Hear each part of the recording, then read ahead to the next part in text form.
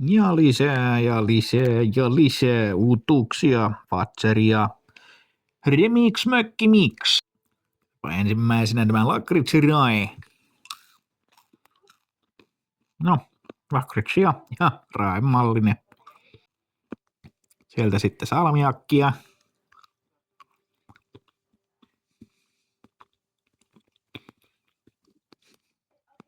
No, ei ole mikään huippusalmiakki, mutta salmiakki. Seuraava. Ja seuraava olikin mansikka.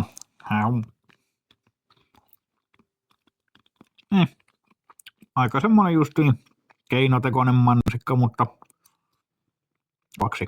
No sitten vadelma. Keinotekoinen. Mutta niinku tämmöiseksi niinku viinikumikarkiksi tai tämmöiseksi niin aika perus. Ei mikään ihmeellinen. Seuraava. Sitten peerynä. Jälleen kerran se keinotekoinen maku, mutta kyllä sen niinku päärynä tyyliseksi karkiksi voi sanoa, mutta että vielä oli muutama. Voi.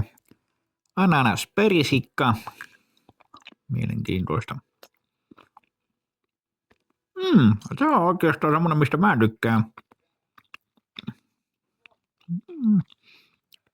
En vaan sanoa, että kumpi tässä niinku on se.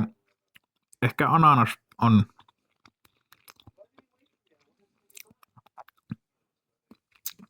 Ananas taitaa olla tuossa kuitenkin se voittosampi maku.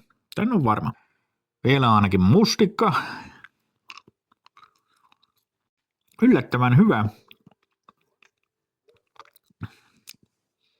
Ja vielä on sitten tämä mangokose. Tämä oli tämä aurinko. Joo.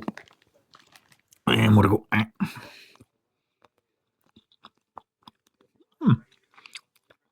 Tämä on myös semmonen ihan hauska karkki. Ja nyt löytyi se veriappelsiini.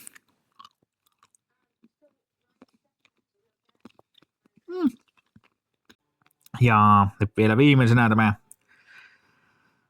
Mikä Amerikan pastilli se oli?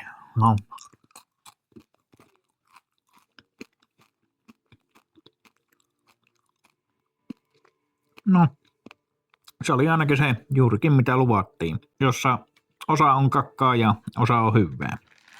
Tai voisi sanoa, että jokaiselle jotakin. Ei siinä. Seuraavaan kertaan.